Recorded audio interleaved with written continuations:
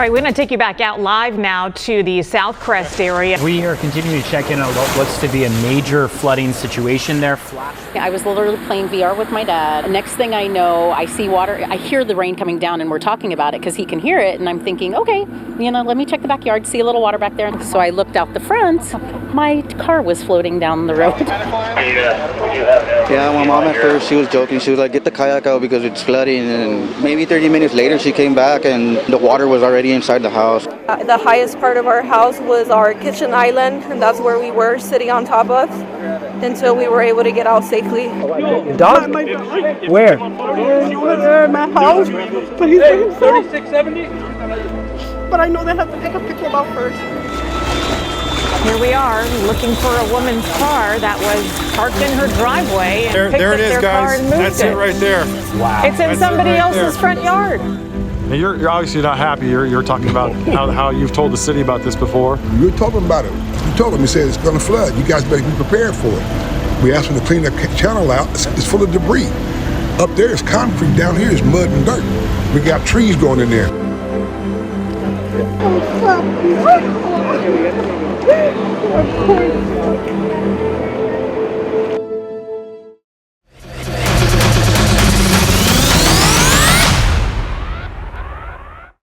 Today was day 5 of the pro-Palestinian encampment here on campus, protesting the Israel-Hamas war. We don't want things to escalate. We genuinely just want a peaceful protest and to have our demands met. They're calling on UC San Diego to cut ties with companies connected to Israel.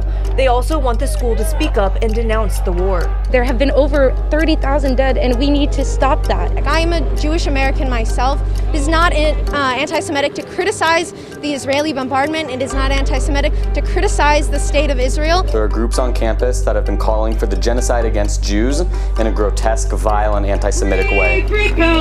Social movements and protests have been one of the most potent forces for positive change in our society. We begin tonight with clashes on campus as a pro-Palestinian encampment at UC San Diego was cleared out and dozens of people were arrested. Many are now facing charges.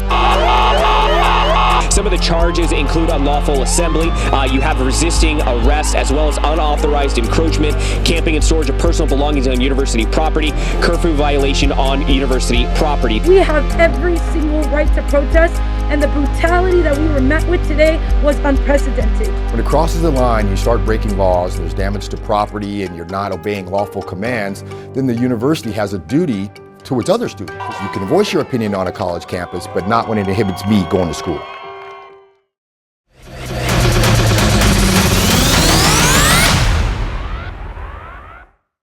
Officers found a man and a woman shot to death Thursday afternoon inside an East Village high-rise apartment. The shooter, now charged with murder, has been identified as 29-year-old Ali Abulaban. The woman was his wife, 28-year-old Anna Abulaban, and the male victim has been identified as Rayburn Barron of National City.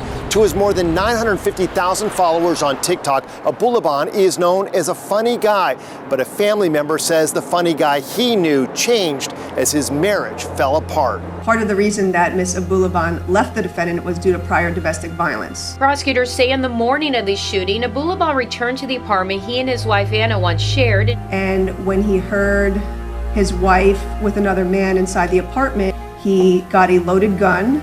He ran from the elevator to the apartment.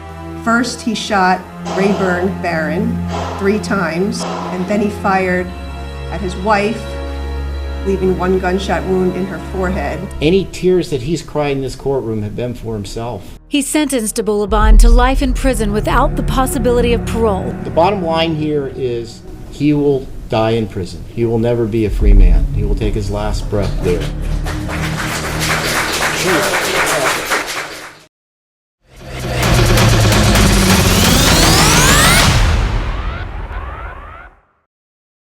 Tell us what you're smelling today.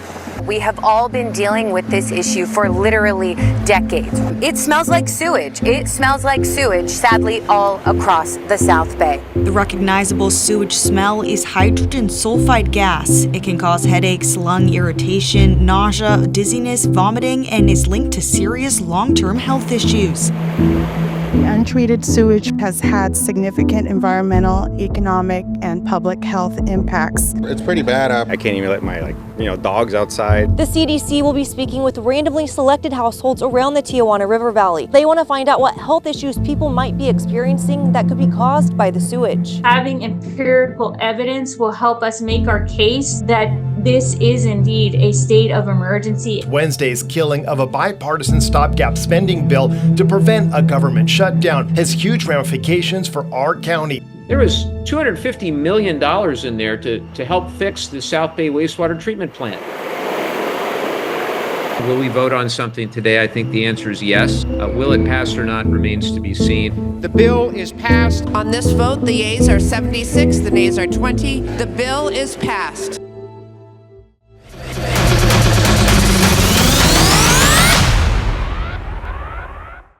All right, Mexican Independence Day is tomorrow, but San Diego, we are already celebrating. Tonight, the annual El Grito ceremony kicked off Hispanic Heritage Month.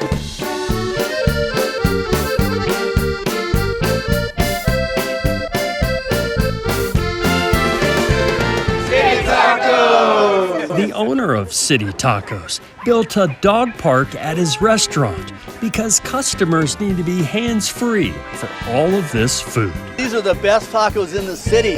We're the only bilingual state-approved program for Life Endure.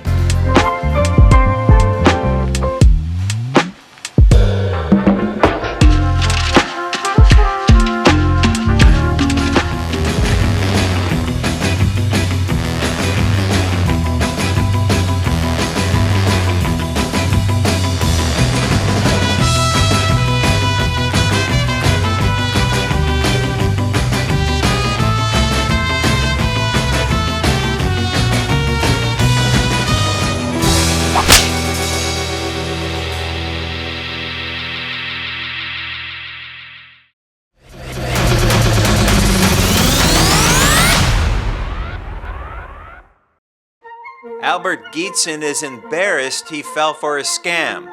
At the urging of the scammer on the phone, Albert purchased 12 $1,000 gift cards from the Home Depot. It's called a gift card scam. Leanne knows every time the trash truck comes around, her garbage can is in for a beating. I mean, this is really bad, and it's cracked all the way up here. It is 94 degrees out here in Escondido today, and the pool at this senior living apartment complex has been closed for repairs for 10 months. It's bad. I mean, it's not right.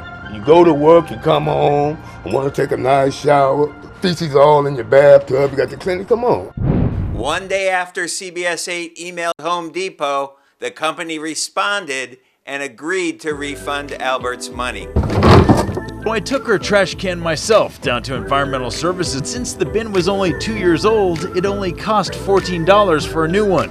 It's so nice and shiny, I almost don't want to put trash and stuff in it. The printout says Birchmont staff is delighted to inform you work will commence tomorrow, July 10th at 7 a.m. When you read it, what did you think? Oh my God, I was dumbfounded. I knew that you had left messages, so I knew what instigated it. A tenant told me crews did show up after our report aired last week and snaked the sewage drains. So you think it's going to happen again? I know it's going to happen again. The sewage situation seems to be resolved for now, but that doesn't mean the plumbing isn't going to break again tomorrow or next week. So we're going to keep an eye on things here in Lincoln Park. Working for you, David Gottfredson, CBS 8.